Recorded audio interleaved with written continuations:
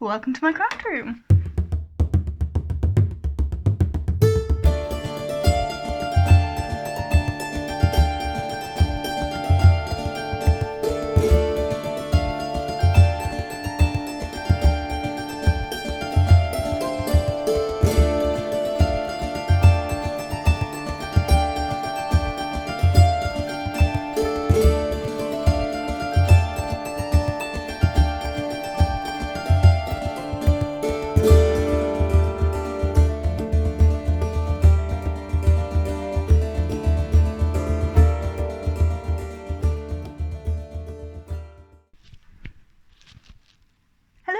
Welcome. So this is my craft room slash library. This is where I do a lot of, well, I would say a lot of knitting, but to be honest, I do a lot of knitting like on the sofa in front of the telly. This is where I store a lot of my craft stuff. It's where I keep all my books. I have my computer up here. This is where I do a lot of my needle felting and art and such. It's just a really nice, cozy place to be creative. So let me show you around. Editing Beth here with a quick note of a couple of things I forgot to say when I filmed this. First of all, a disclaimer. I tidied for this video.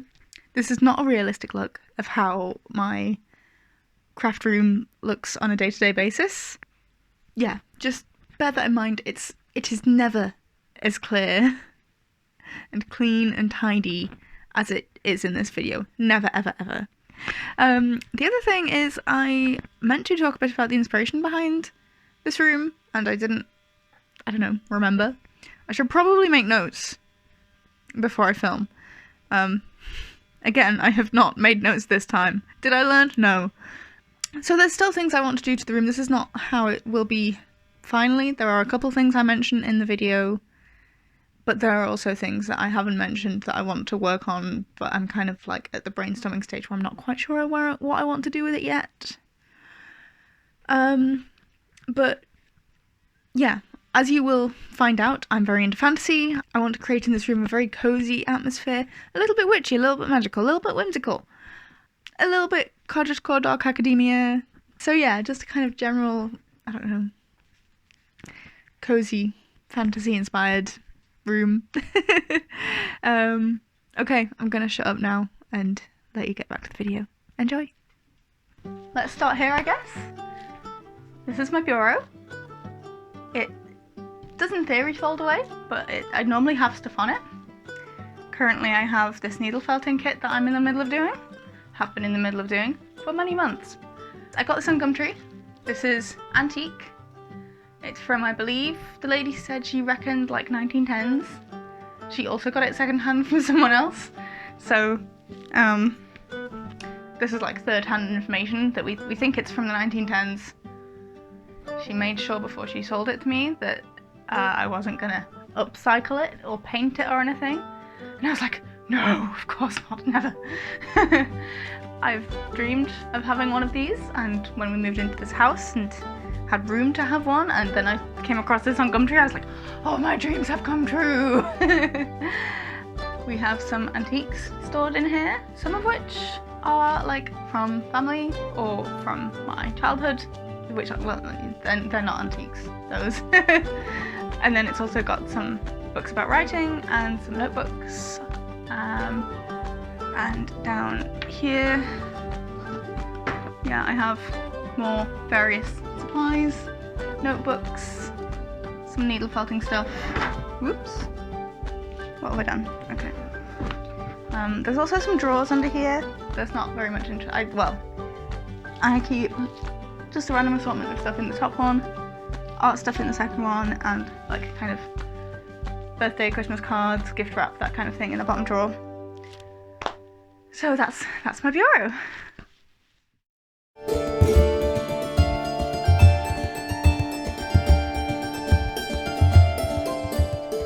Next to my bureau we have my desk. This is where my computer lives.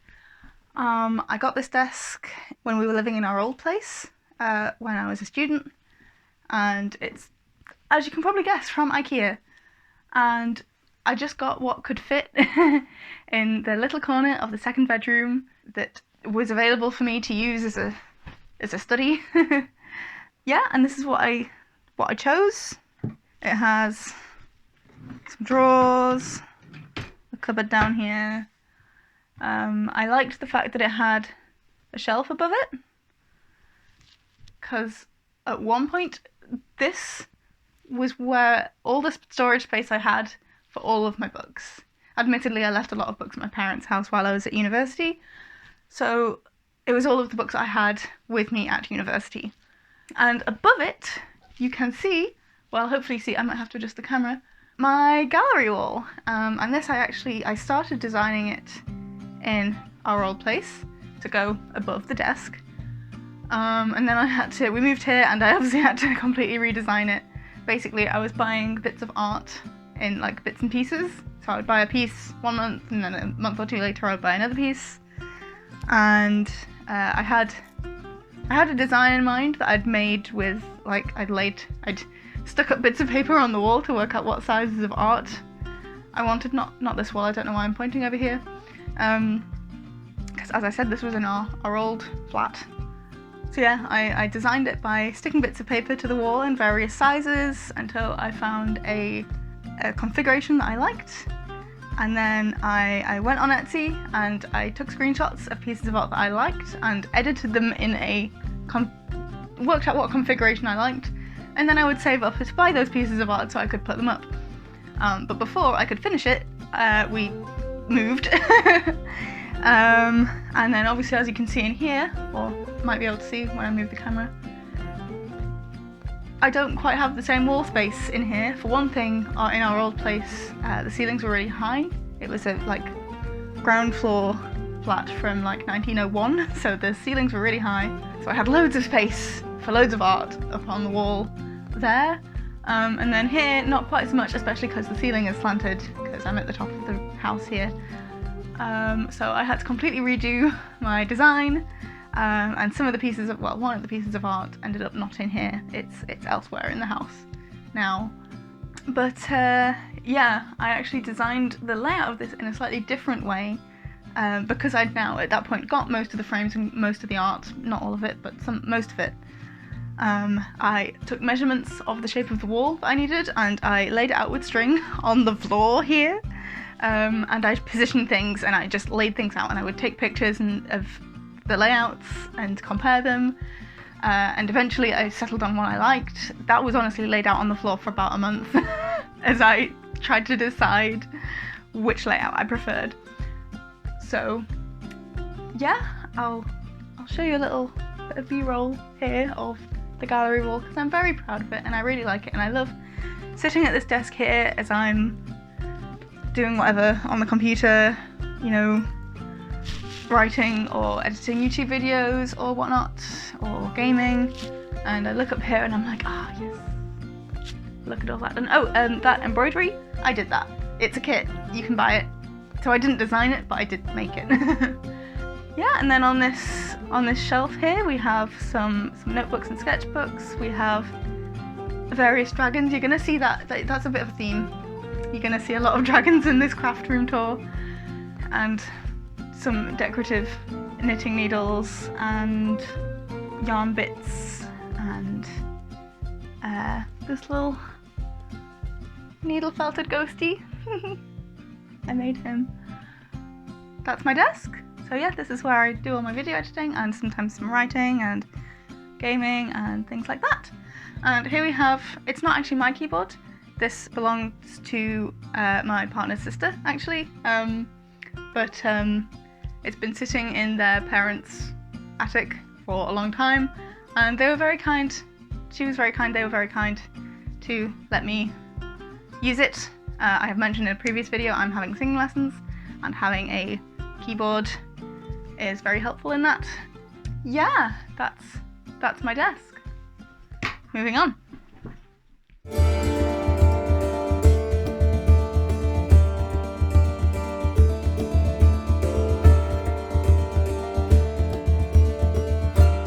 This corner is still very much a work in progress, So we have my desk here, and then we have this stuff in the corner. We have this printer, which doesn't actually work. There's this corkboard that was left in this house by the previous owners, and I said to my partner, I'm having that for my swatches, so I've made a nice little display. It's going to go on the wall at some point, but I need to decide what's going on with this corner first, because this is not going to stay like this, hopefully.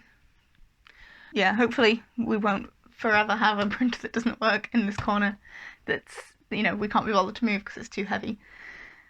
This corkboard has only just been moved in here. It used to be in our kitchen, so it's still got all the things on it that we had on it when it was in the kitchen. I'm going to put more swatches on it because I have more swatches that I want to put up, which are just on top of here. Totally not just to disguise the printer. Yeah, so I'll put some of those up there probably, and then I don't quite know where I'll put that. There is limited wall space in here, given that most of the wall space is either taken up by ceiling, bookshelves, or doors. I also have here, I don't know if you can see very well, a map of the Highlands of Scotland, where we went a couple of years ago, which was very nice. I think eventually I'll put a corner desk in this corner, maybe, hopefully. If I can find one that fits right. I don't know, it's a bit awkward. I have not quite fully decided yet what I'm doing with this corner, and then obviously the keyboard being here is a bit of a layout issue. Don't quite know what I'm going to do with that. Anyway. And up here I have this, which in theory is a schedule. I thought I would try and schedule in, like, when I have my singing practice, when I do my video editing and things like that, in terms of weekday evenings after work and weekend days. But this is a bit of a theme where I create systems like this, organizational systems, and then I don't stick to them. So I put this up and then I basically ignored it. It has not helped. So that's probably not staying there. I think the swatches will eventually go there when I eventually decide what's going on with this corner and therefore what height I can put things and all that jazz. Yeah, so that's that.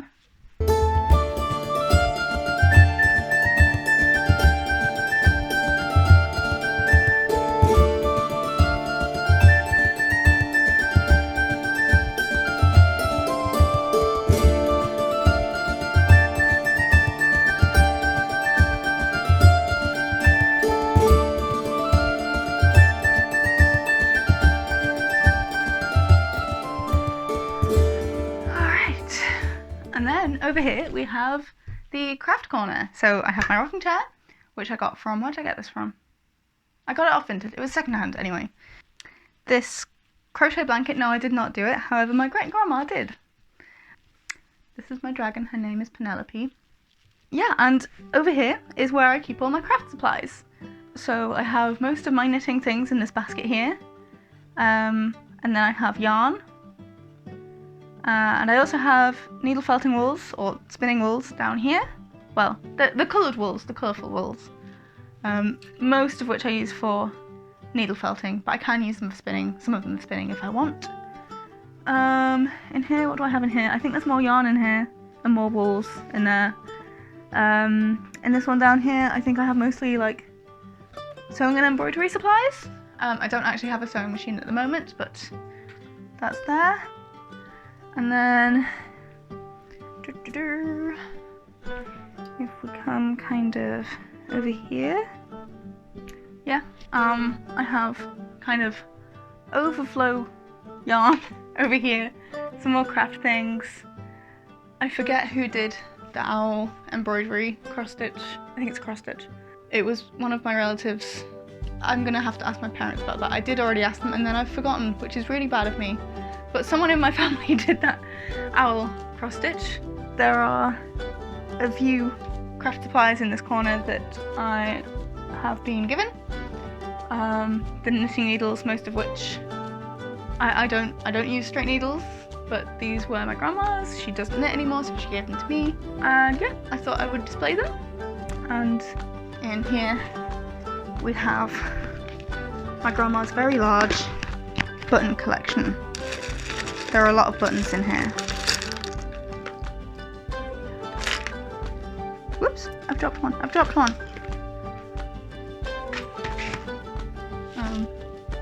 This is weaving yarn. I have a small tapestry loom. I have yet to use it, really. But I bought that for a future video because I do intend to use it at some point. Yeah, we have some miscellaneous books down there. Down here we have mostly mess. Mostly things I don't quite know what to do with. To be honest, I'm not fully sure what's under there because out of sight, out of mind. So I've forgotten. Yeah, that's that corner.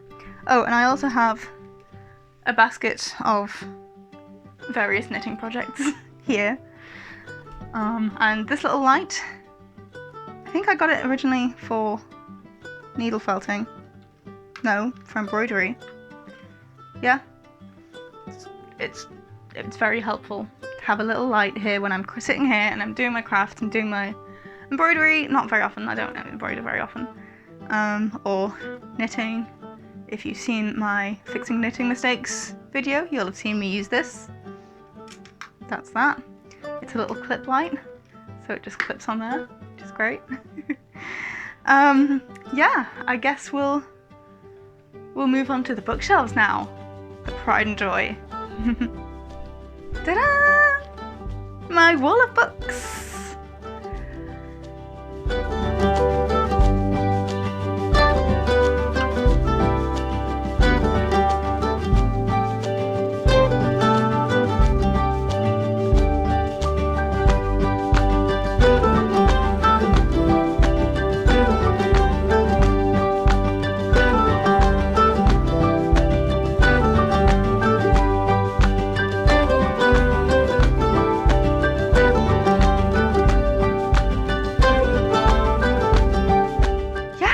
To start. So yeah, in our previous flat I bought one bookcase several months after I bought the desk, and we crammed it in a tiny corner behind a door because it's the only place that would fit. And then obviously we moved in here, and yeah, it was very empty, this room at first. I had my desk and one bookcase in here, and that was pretty much it. And I was just like, okay, this is very empty. And obviously, you know, it's a funny shaped room. Well, not really. It's the floor space is very normal and regular. It's rectangular, but obviously we've got a ceiling that slopes, and we've got a window and a radiator right in the middle of this wall. But you know, I tried a couple different layouts with the desk, which, by the way, my desk is kind of difficult to move because of that shelf attached to it. Yeah, so basically I decided I wanted my desk and bureau over here and my gallery wall above the desk over there, which meant that any bookcases I wanted would go over here. And I thought, okay, well, I guess I can have this one here and one here. I will get a second one because, as you can see, they're IKEA bookcases. They're Billy bookcases. And my partner kept being like, well, wouldn't it be really cool to have a wall of books? Do you not want a wall of books? And I was like, yes, I do want a wall of books, but surely I will have to get like a custom made bookcase for that because of the window in the way and the sloping roof and all of that jazz. I was like, we can't afford that. I can't afford that. So no wall of books for me. And he was like, well, what can you not, you know, cobble something together with IKEA bookshelves? And I kept looking at the Billy bookshelves and was like, they're not going to fit right, and this, you know, there's not enough height differentiation for the sloping roof and all that kind of thing. But I kept thinking about it. I eventually realised that with shelf extensions, you can get height extensions for your Billy bookcases.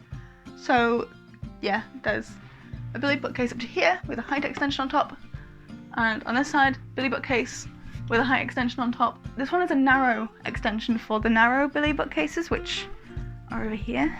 So in this corner, if I just move my rocking chair out of the way, so I have a full width Billy bookcase, a full width Billy bookcase, And then over here I have two narrow billy bookcases because that's what would fit there. And on this one, the bookcase comes up to here, and then I have two narrow extensions. And I actually have another extension, which I think actually is one of the things down in that pile, which I haven't put together yet, which is going to go on top of this one. And then I think I can actually fit one more billy bookcase in that corner. How many times can I say billy bookcase? Anyway, and so on this one I couldn't fit, as you may be able to see, I wouldn't have been able to fit a full width height extension up there. So I got a half extension, like a narrow version, a narrow extension. And eventually I hope to have enough books to kind of hide the weirdness of that. So I've created kind of a step down thing. And then around the window, these two are actually the IKEA CD towers. I just didn't put in all of the shelves so that you can fit books in them instead. So those are the Gnedby units. And my initial plan was, even though they're not as deep as the billy bookcases, my initial plan was to have them out here and flush, and there would be a gap behind. But I wasn't quite sure how I'd secure them together and make sure that they were stable. And when I put them together, I just kind of put them there on either side of the window with the bookcases next to them, and I was like, actually, this kind of gradated look going in towards the window actually looks really cool. So that was easier because then I could just attach them to the wall and then they were secure. And you may notice that hang on, I'll adjust the camera. Yeah, so these shelves up here, they're literally just planks of wood. We got them cut at B&Q. This one is supposed to sit flush with the Gnedby, but I guess, well, I think the guy cut it slightly too wide, but also at some points it's not quite flush with the wall, so I guess the wall isn't quite straight. Yeah, so the idea was that this narrow one would be flush with the Gnedby and this big one up there would be flush with the billy bookcases. And the colour isn't quite right, and I thought about staining them. As you can see, I did not. So the colour isn't quite right, but never mind, it was the closest we could get. And they're just attached to the wall with these brackets. And then, so basically, there used to be a curtain pole up here above the window, but to put these in and these in, we had to take that down. So what I did instead is this is actually a, oops, maybe don't step on the microphone wire. So this is actually a tension rod that's meant to be used as like a shower pole. So this comes down like this, and we just have this curtain, which actually is just a curtain that my parents gave us that they used to have up in their house so that we had curtains. I don't think this is permanent, but it's what we've got right now. It looks fine. Yeah, so this just like, you tension it, and yeah, you can pop it up like that. And hopefully that should stay. Great. So that's the bookshelves. And I guess I can give you a brief bookshelf tour. Yeah, basically, well, I did have things more organised, but then I wanted to show off this shelf here when we put it up eventually, because it took us a long time to get around to putting it up because we were scared of drilling into the walls. And basically my thought was, it's kind of like, you know, suspended above the rest of the bookshelves. So therefore I'll put all my dragon related books up there. So that's what I did, most of the dragon related books anyway. On the top shelf, we're not actually 100% sure of how good the load bearingness of that shelf is, especially in the middle. So we're fine putting books on either side above the brackets, but not really in the middle. I didn't want to overload it, so I didn't put much up there. Eventually I think I'll put something decorative up there, but yeah, because I can't reach it very well without fetching a step or something, I just left it. It looks nice, so I left it.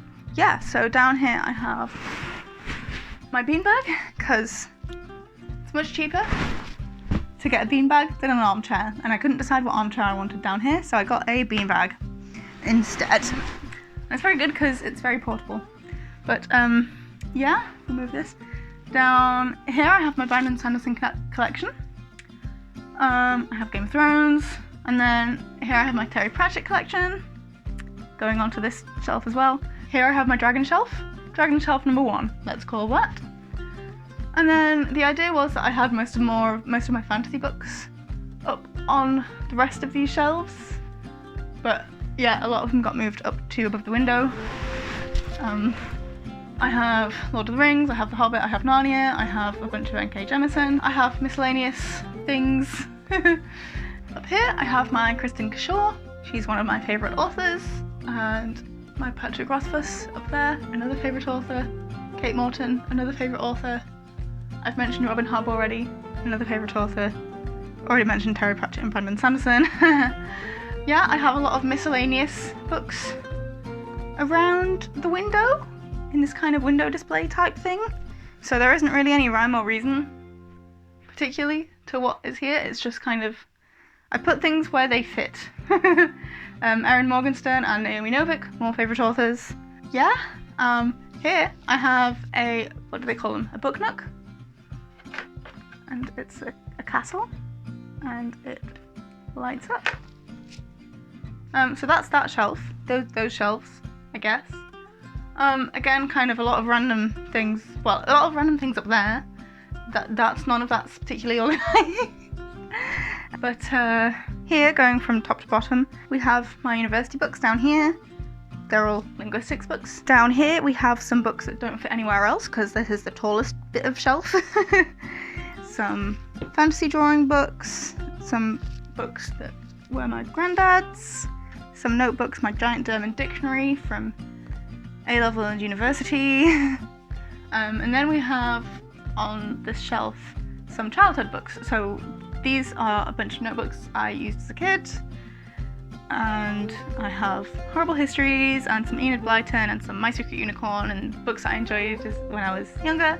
And up here we have more books that I enjoyed when I was younger, A Series of Unfortunate Events, Dragon Rider, which was one of my favourite books, which is the book that got me into dragons, Inkheart, The Secrets of Droon, some books that were my mum's when she was younger that she gave to me, Dragon Shelf number 2, also a mermaid, and some art. Oh, and if you see doilies around here, those were crocheted by a different great-grandma to the one who crocheted the blanket. Up here we have the craft books, mostly knitting, but also some felting.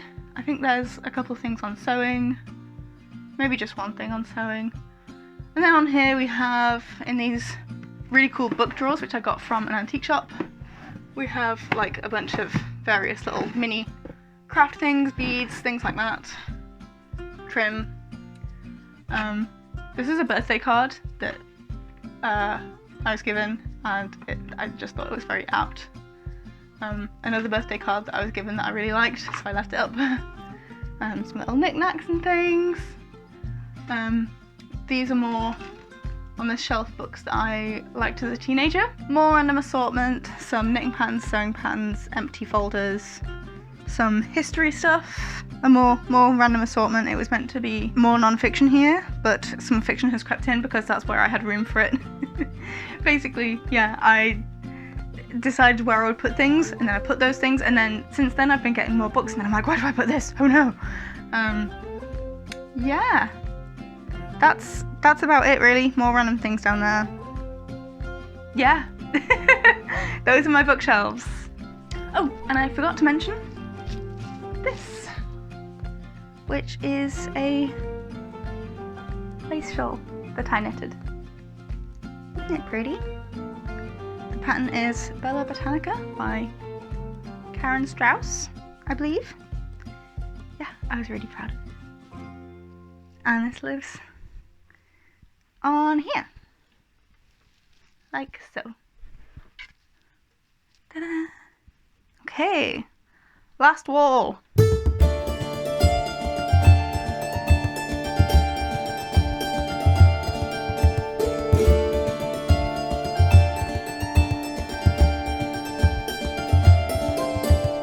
So this is it. This is the final part of the tour. These are both cupboards. I'm not going to show you the inside of them. They're a mess. In this one, I have all the Christmas decorations and also some boxes of old things from my parents' house. And it's basically like old school things and things I was sentimental about when I was 5. Things like that, just little bits and pieces. Here I have some craft stuff.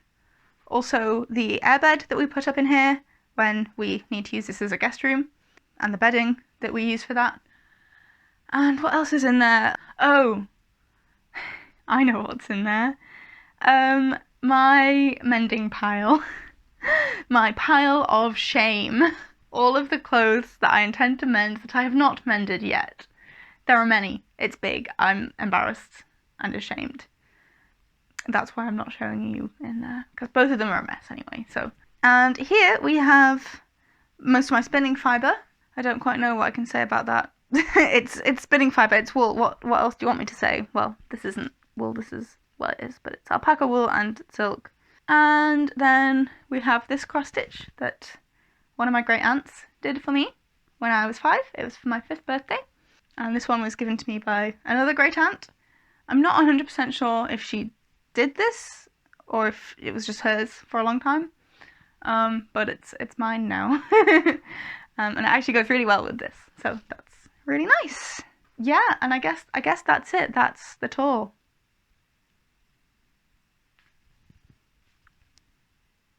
I hope you enjoyed it. Please leave a comment and like and subscribe if you'd like to see more. Why am I singing? I don't know. Bye.